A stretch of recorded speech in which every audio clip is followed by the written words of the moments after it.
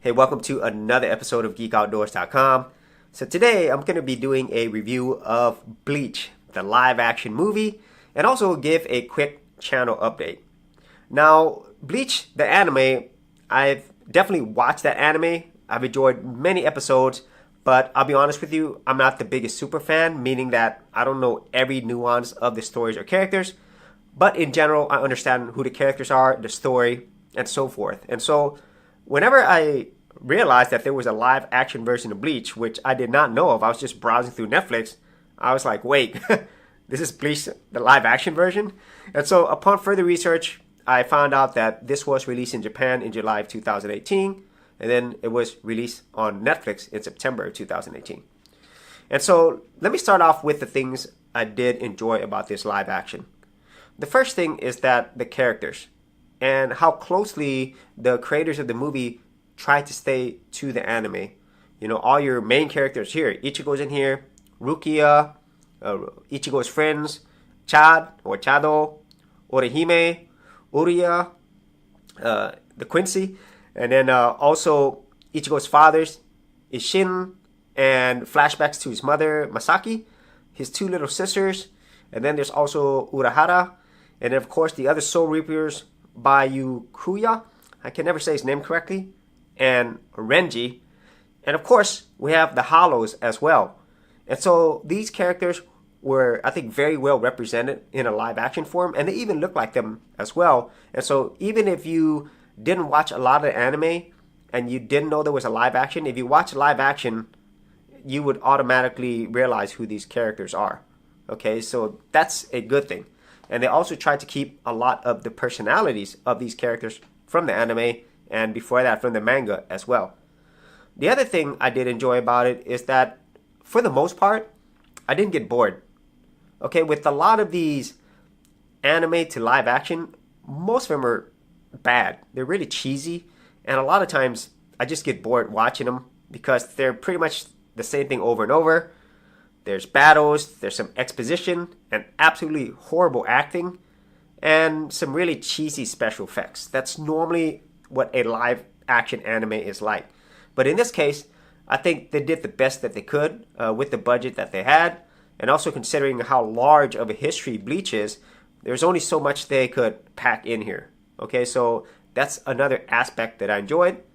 And maybe the final thing that I enjoyed was the actual battle scenes themselves.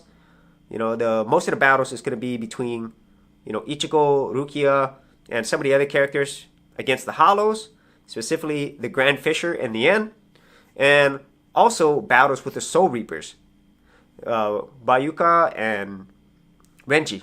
Okay, so those things, I think they all did really well. Things that I didn't really enjoy as much is what I just mentioned earlier, usually about live action from anime adaptations. There were still cheesy moments. There was still a lot of overacting. And also, some of the effects, although good, they could have been better. But then again, I have to consider the budget. Because even when I watch other live action anime adaptations like The Full Alchemist, which I think it had a much bigger budget, it still didn't look that great to me. And so maybe that's just me nitpicking. But those are the things that I didn't like. But overall, I did enjoy the actual live action adaptation. I think the writers, the actors and actresses, I think they did the best they could, trying to appease to longtime fans with so many different aspects of Bleach.